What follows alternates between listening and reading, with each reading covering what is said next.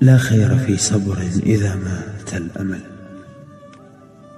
إني وإن تمضي بطيئا ساعتي، الصبر لا يعني لقاء محتمل. لا خير في صبر إذا مات الأمل. إني وإن تمضي سريعا خطوتي،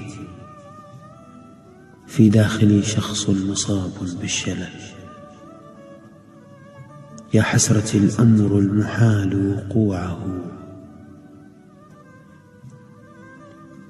من فترة قد كان شيئا محتمل، بس أنا حيل تأخرت لما صحيت، وهسه حسيت الجنت ما حاسة.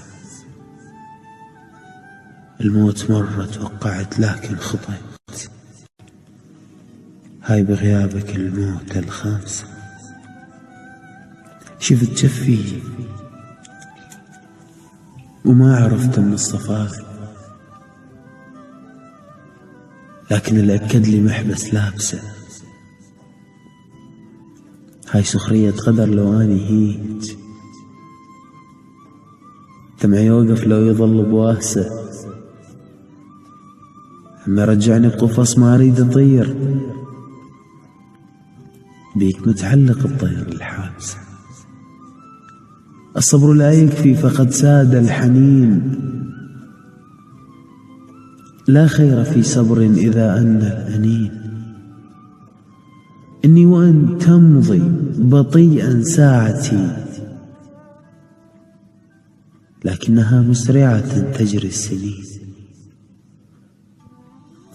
أصبحت منبوذا كما ذاك الذي قد باع دينا وارتمى في غير دين، وانت ما حنيت بابك ساده، حتى لو جاسك الشوق تحانده. لا تشيل العمية وتعوف الذبيح، ولا جبس سكينة كلش حادة. أنا كنت أعرض بالأسمار دم حار، منين لك هاي الأعصاب الباردة؟ والله ساكت لك لأن أخلاقي هيج، مني ما تطلع الكلمة الزايدة.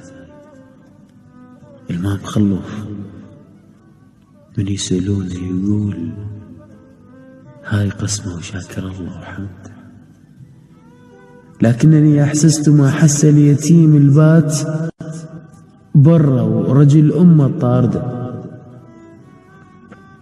والدمع في عيني كما دمع الفقير، دار وجهه وعافة شي رايده، وما أكذب ميت بروحي الخضار. العطش واضح على القاع اليابسة، الموت مرة توقعت لكن خطيت، هاي بغيابك المات الخامسة.